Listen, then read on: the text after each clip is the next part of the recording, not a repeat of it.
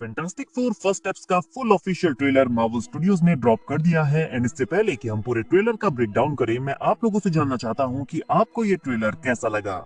Now trailer की शुरुआत होती है टेड गिलबर्ट शो से, जो कि कहता है कि दोस्तों ये कहानी हम सब जानते हैं। ऐसा इसलिए क्योंकि मूवी में फैंटास्टिक फोर के ओरिजिन को नहीं दिखाया जाएगा। तो मार्वल स्टूडियोज यहाँ पर ये कहना चाह रहा है कि फैंटास्टिक फोर की स्टोरी हम सारे ऑलरेडी जानते हैं, तो इस मूवी में हम दोबारा इसे रिपीट नहीं करने वाले। और हाँ, हम जानते हैं 4 एस्ट्रोनॉट स्पेस में जाते हैं। Reed Richards aka Mister Fantastic, Sue Storm हमारी Invisible Woman, John Storm aka Human Torch and Ben Grimm the Thing, जो स्पेस में जाते हैं और हमेशा के लिए चेंज हो जाते हैं क्योंकि उन्हें वहाँ पर कॉस्मिक रेस के कांटेक्ट में आने के बाद सुपर पावर्स मिलती हैं। लेकिन फैंटास्टिक फोर की ये टीम अपनी पावर्स को वर्ल्ड से छुपाती नहीं है, इसीलिए वो लोगों के बीच काफी ज्यादा फेमस हो गए हैं। जैसा कि आप इस ट्रेलर में देख सकते हैं, छोटे छोटे बच्चे भी उनके फैंस हैं। बट गाइस ध्यान दीजिएगा, ये हमारा मेन वर्ल्ड नहीं है, ये वो वर्ल्ड नहीं है जहाँ पर एवेंजर्स हैं, ये अर्थ 616 नहीं है। ये एक्चुअली एक रेट्रो फ्यूचरिस्टिक वर्ल्ड है जो कि 1960s के टाइम पर सेट है और उनके इस यूनिवर्स में सारे लोग उनसे बहुत ज्यादा प्यार करते हैं। और इस ट्रेलर की बिगनिंग में जब वो पहली बार स्पेस में जाने की तैयारी कर रहे हैं, यहाँ पर अपने एस्ट्रोनॉट सूट्स में हैं, तो लोग उन्हें तब से प्यार करते हैं जब उन्हें उनकी पावर्स मिली भी नहीं थी। लेकिन जब वो सुपर पावर्स के साथ वापस आते हैं तो सिटी को प्रोटेक्ट करने के लिए और भी ज्यादा कंट्रीब्यूशन करते हैं, तो लोग उन्हें अब और भी ज्यादा प्यार करते हैं।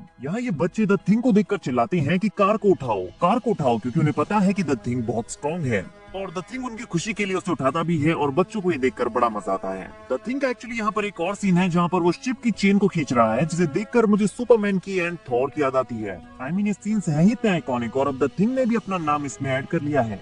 और टेड गिलबर्ट जब उन्हें इंट्रोड्यूस कर रहा होता है तो वो कहता है कि हमारा शहर और हमारी दुनिया इन बहादुर फरिश्तों का एहसान कभी नहीं भूलेंगे और जिन्होंने हमारे लिए इतना कुछ किया है उनके लिए एक सेलिब्रेशन तो बनता है। देन उसके ऐसे कहते ही हम देखते हैं कि लोग उसके शो में फैंटास्टिक फोर को देखने के लिए स्ट्रीट्स में, विंडोज में, टीवी पर देख रहे हैं, जैसा कि 60s के टाइम पर हुआ करता था। और टीवी स्क्रीन पर हम न्यूयॉर्क के कई सारे लोगों को उन्हें थैंक यू कहते हुए देखते हैं, like local baker, fire fighters, कई सारे बच्चे, यहाँ पर कई सारे लोग स्ट्रीट्स में कॉफी पी रहे होते हैं। तो ये शो करता है कि फैंटास्टिक फोर को उस तारीख कितना प्यार करते हैं, क्योंकि फैंटास्टिक फोर की टीम ने इस वर्ल्ड के लिए बहुत कुछ किया है। रीड ने साइंस एंड टेक्नोलॉजी में बहुत प्रोग्रेस की है, इसीलिए ये यूनिवर्स फ्यूचरिस्टिक है। उनके पास उड़ने वाली फैंटास्टिक कार है, हर्बी जैसा रोबोट है जो आपके लिए किचन में खाना भी बना सकता है। और इस वर्ल्ड का फ्यूचरिस्टिक होने का एक और इम्पोर्टेंट रीजन ये है कि इस वर्ल्ड ने कभी वॉर नहीं देखा, क्योंकि सू स्टॉर्म ने यहाँ प्लेनेट को डिमिलिटराइज कर दिया है, उसने यहाँ वर्ल्ड पीस अचीव कर लिया है। उन्होंने सुपर हीरोज होने के साथ साथ वर्ल्ड के लिए हर एक वे में कंट्रीब्यूशन किया है। नाउ अगर आपको याद हो तो टीजर ट्रेलर में हमें ये दिखाया गया था कि फैंटास्टिक फोर की टीम हर संडे रात को 7 बजे डिनर पर मिलती है, तो यहाँ पर गैदर होते हैं चाहे कुछ भी हो जाए। लेकिन इस बार सू एंड रेड लेट हो जाते हैं और जॉनी स्टॉर्म उनसे पूछता है कि ऐसा क्यों। बट उससे पहले हम जॉनी को सीरियल का एक बॉक्स उठाते हुए देखते हैं जिसके ऊपर ह्यूमन टॉर्च बना हुआ है। तो ये एक और एग्जाम्पल है कि ये टीम एक्चुअल में कितनी पॉपुलर है। और जॉन यहाँ पर कहता है कि तुम लेट हो, क्योंकि शायद यहाँ पर वो ये डिस्कस करते हुए आए हैं कि सू प्रेग्नेंट है। लेकिन यहाँ पर जॉनी के सवाल से सू काफी शॉक में आ जाती है। आई मीन, वुमेन की साइकिल तब लेट हो जाती है जब वो प्रेग्नेंट होती है, तो यहाँ पर उसे शॉक लगता है कि इससे कैसे पता। तो वो कहती है कि तुम्हारा क्या मतलब है। जॉनी कहता है क्या मतलब, तुम डिनर के लिए लेट हो क्योंकि हम हर संडे 7 बजे डिनर पर मिलते हैं। और यहाँ पर बेन ग्रिम सू के रिस्पॉन्स को देखकर ये कैच कर लेता है कि सू स्टॉर्म प्रेग्नेंट है और ये बात रिवील होते ही वो सारे एक दूसरे को कंग्रेचुलेट करना शुरू कर देते हैं। जॉनी सू से कहता है कि तुम इस दुनिया की सबसे बेस्ट मॉम बनोगी और फिर वो रीड के सामने जाता है और यहाँ पर हमें अपना क्लासिक जॉनी स्टॉर्म वाला ह्यूमर देखने को मिलता है, क्योंकि वो रीड से कहता है कि तुम इस दुनिया के सबसे बेस्ट डैड बनोगे। मजाक कर रहा हूँ, तुम्हारी बस की बात नहीं है और हम दोनों होंगे इस दुनिया के सबसे कूल अंकल्स। और उसके बाद रीड एंड सू का एक शॉट हमें यहाँ पर देखने को मिलता है जहाँ पर सू रीड से कहती है कि हम ये कर सकते हैं और कुछ भी नहीं बदलेगा। एंड आई थिंक यहाँ पर वो अपने होने वाले बेबी की बात कर रही है कि उसके आने के बाद हमारे बीच, हमारी लाइफ में, हमारी फैमिली के बीच कुछ भी नहीं बदलेगा। बेबी आएगा और सब कुछ वैसा ही रहेगा। लेकिन फिर हम देखते हैं कि सब कुछ बदलने वाला है, उनकी बेबी की वजह से नहीं, बट उसकी वजह से जो उनके बेबी के लिए आने वाला है, और वो होगा गैलेक्टस। और सिल्वर सर्फर यहाँ पर अर्थ पर आती है और अनाउंस करती है कि तुम्हारे वर्ल्ड को डेथ के लिए मार्क कर दिया गया है। नाउ गाइस, इस सीन में जब वो सिटी में एंटर करती है तो हम स्ट्रीट में लाइट से ए बना हुआ देख सकते हैं, जो कि एवेंजर्स के ए से काफी मिलता जुलता है। आई डोंट नो कि इंटेंशनली किया गया है या नहीं, but this is the really cool detail. Now guys, ये सिल्वर सर्फर हमारा नॉर्दर्न रेड का सिल्वर सर्फर नहीं है, ये उसकी होम प्लेनेट जेन लास्ट से उसकी लवर शाला बाल है। ओरिजिनली वो दोनों एक साथ होते हैं, लेकिन जब गैलेक्टस उनके प्लेनेट पर अटैक करता है तो नॉर्मन रेड गैलेक्टस के लिए सिल्वर सर्फर बन जाता है ताकि वो उनके प्लेनेट को छोड़ दे। और यहाँ से शाला बाल की स्टोरी काफी कॉम्प्लिकेटेड है। उसे मेफिस्टो मैनिपुलेट कर लेता है, जिसके बाद उसे लेटवेरिया में छोड़ देता है। डॉक्टर डूम उसके माइंड से सारी मेमोरीज को इरेज कर देता है और उसे हेलेना कहकर बुलाता है। इसीलिए वो डॉक्टर डूम के लिए काफी लॉयल हो जाती है, क्योंकि उसके पास उसकी ओल्ड मेमोरीज नहीं थी। और फिर डॉक्टर डूम उसका यूज नॉर्मन रेड के सिल्वर सर्फर के अगेंस्ट करता है। वो सिल्वर सर्फर को समन करता है और उसे वार्निंग देता है कि तुम फैंटास्टिक फोर को ढूंढो और उन्हें मार दो, वरना तुम अपने लवर को फिर कभी नहीं देख पाओगे। और सिल्वर सर्फर फैंटास्टिक फोर को पकड़ लेता है, लेकिन वो उन्हें मारता नहीं है, वो बस उन्हें पकड़कर डॉक्टर डूम के पास भेजता है। लेकिन फिर सिल्वर सर्फर को रियलाइज होता है कि ये सिर्फ उसे भटकाने के लिए था। एक्चुअल में डॉक्टर डूम को उसकी कॉस्मिक पावर्स चाहिए, जो पावर सिल्वर सर्फर को गैलेक्टस ने दी थी। गैलेक्टस के हेरल्ड्स की पावर, जो कि गैलेक्टस को डिवॉर करने के लिए वर्ल्ड्स ढूंढते हैं, जिससे गैलेक्टस को एनर्जी मिलती है। तो डॉक्टर डूम उसकी कॉस्मिक पावर्स चाहता है ताकि वो ऐसा कर सके, और डॉक्टर डूम इस कॉस्मिक पावर का एक्सेस गेन कर लेता है और अपना डुप्लीकेट सिल्वर सर्फर बनाता है। तो ये सारी चीजें डॉक्टर डूम के साथ कनेक्ट करती हैं, जो कि Avengers doomsday and secret Wars का मेन विलन है।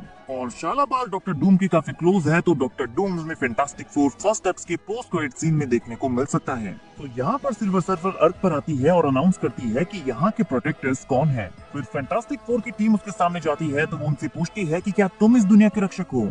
सू स्टॉर्म कहती है हाँ हम ही हैं। और फिर वो उन्हें बताती है कि तुम्हारी वर्ल्ड का एंड होने वाला है, ऑब्वियसली क्योंकि गैलेक्टस उनके वर्ल्ड को डिवॉर करने आने वाला है। बट यहाँ पर वो उन्हें सिर्फ वॉर्न करने आती है। वो उनसे कहती है कि तुम्हारी दुनिया खतरे में है एंड दैट्स इट। फिर वो यहाँ से चली जाती है। बट यहाँ पर हमें देखने को मिलता है वो क्लासिक सीन जहाँ पर जॉनी स्टॉर्म सिल्वर सर्फर का पीछा करता है, और शायद यहाँ पर पहली बार जॉनी अपनी पावर से स्पेस तक ट्रेवल करने वाला है। एंड मे बी ये वो मोमेंट होगा जहाँ पर वो सिल्वर सर्फर से पूछेगा कि हमारा वर्ल्ड खतरे में क्यों है, और यहाँ वो उसे बताएगी कि गैलेक्टस उनके वर्ल्ड को खाने के लिए आने वाला है। और जॉनी उससे यहाँ पर ज्यादा बात करने का ट्राई करेगा, बट वो उसे चकमा देकर चली जाएगी। फिर हम रीड को कहते हुए सुनते हैं कि ये सब मेरी गलती है, स्पेस से बाहर जाने की कोशिश की और उन्हें पता चल गया। यहाँ वो सो के साथ बात कर रहा है और इन सारी चीजों के लिए खुद को ब्लेम करता है। एंड आई थिंक यहाँ पर वो मल्टीवर्सल ट्रेवल डिवाइस की बात कर रहा है, क्योंकि फैंटास्टिक फोर के टीजर ट्रेलर में हमने उसे ब्लैक बोर्ड पर एक मल्टीवर्सल पोर्टल के ऊपर काम करते हुए देखा था। तो शायद यहाँ पर रीड स्पेस के थ्रू ट्रेवल करने का ट्राई करने वाला है। और इसी बीच न्यूयॉर्क सिटी के लोग फैंटास्टिक फोर की तरफ देखते हैं और कहते हैं कि क्या हम सेफ हैं। और रीड, जो कि खुद काफी प्रेशर में है, कहता है कि मुझे नहीं पता, बट ऐसा लगता है कि यहाँ पर वो फिर से स्पेस में जाने वाले हैं, जहाँ शायद वो सिल्वर सर्फर और गैलेक्टस को कन्फ्रंट करेंगे, या फिर ये उनके मल्टीवर्सल ट्रेवल डिवाइस से रिलेटेड भी काम हो सकता है। लेकिन ट्रेलर में आगे वो गैलेक्टस के साथ न्यूयॉर्क सिटी में फाइट करते हुए दिखते हैं। रीड यहाँ पर अपने ब्लैक बोर्ड में सॉल्यूशन ढूंढने का ट्राई कर रहा है, बट वो बार बार फेल हो जाता है। शायद यहाँ पर वो मल्टीवर्सल ट्रेवल की इक्वेशन को सॉल्व करने का ट्राई कर रहा है ताकि वो इस प्लेनेट को ही छोड़ सके, बट यहाँ पर उसका प्लान काम नहीं कर पा रहा। और आगे रीड कहता है कि हमारे पास ज्यादा टाइम नहीं है, बट सो यहाँ पर अपने बेबी की क्रिब, जो कि बच्चों का पालना होता है, उसके आगे खड़ी है। अब मुझे लग रहा है कि वो बेबी पालने के अंदर है, बट मार्वल ने ट्रेलर में सीजीआई की हेल्प से उसे हटा दिया है। और फिर सो कहती है कि मैं हार नहीं मानूंगी, हम इसका सामना मिलकर करेंगे।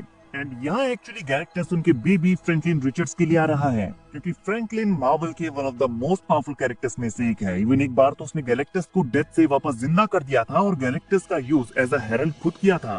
बट मेन बात यहाँ पर ये है कि फ्रैंकलिन यूनिवर्सेस क्रिएट कर सकता है, और गैलेक्टस जो कि वर्ल्ड्स को ईट करता है, उसके लिए फ्रैंकलिन को पकड़ना एक काफी अच्छी अपॉर्चुनिटी है।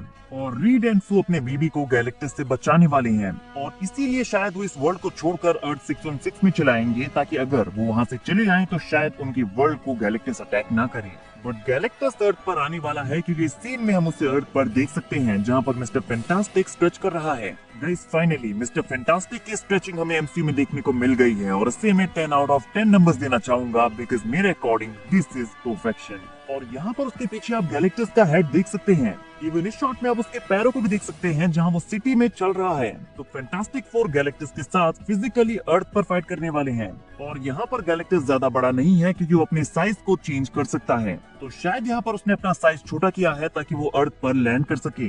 बट गाइस, इस सीन में रीड के हाथ में पोल की तरह दिखने वाला एक डिवाइस है, एंड आई थिंक हो सकता है कि ये अल्टीमेट नलीफायर हो, क्योंकि कॉमिक्स में फैंटास्टिक फोर गैलेक्टस को डिफीट करने के लिए इसी का यूज करते हैं। बट कॉमिक्स में इसका डिजाइन ऐसा बिल्कुल भी नहीं है। वहाँ पर रीड इसे इजीली अपने पूरे हाथ में ग्रैब कर सकता है। तो ये एमसीयू का रिडिजाइन वर्जन हो सकता है। हालांकि इसका क्रिएशन वॉचर एमनो ने किया था, और जॉनी स्टॉर्म इसे गैलेक्टस के होम टाटो से रिट्रीव करता है। बट शायद एमसीयू में फैंटास्टिक फोर ने इसे खुद क्रिएट किया हो, और इसका नेम अल्टीमेट नलीफायर इसलिए है क्योंकि इसका बिल्डर इसके यूज से अपने किसी भी एनिमी को एलिमिनेट कर सकता है। हालांकि कॉमिक्स में फैंटास्टिक फोर गैलेक्टस के ऊपर इसका यूज नहीं करते। रीड गैलेक्टस को इससे बस वार्निंग देता है और गैलेक्टस वहां से चला आता है, बट फिर भी गैलेक्टस उनके ऊपर बार बार अटैक करता है। तो हो सकता है कि इसीलिए फैंटास्टिक फोर की टीम इस यूनिवर्स को छोड़कर जाने वाली है। बट एंड में रीड रिचर्ड्स कहता है कि हम बचाएंगे आपको। तो हो सकता है कि अल्टीमेट नलिफायर के यूज से फैंटास्टिक फोर की टीम गैलेक्टस को डिफीट करने वाली है। गाइस, आपको क्या लगता है? कमेंट करके जरूर बताइए। वीडियो अगर अच्छी लगी हो तो वीडियो को लाइक और चैनल को सब्सक्राइब करना ना भूलें, बिकॉज ऐसी ही अमेजिंग वीडियोस हम डेली लाते रहते हैं।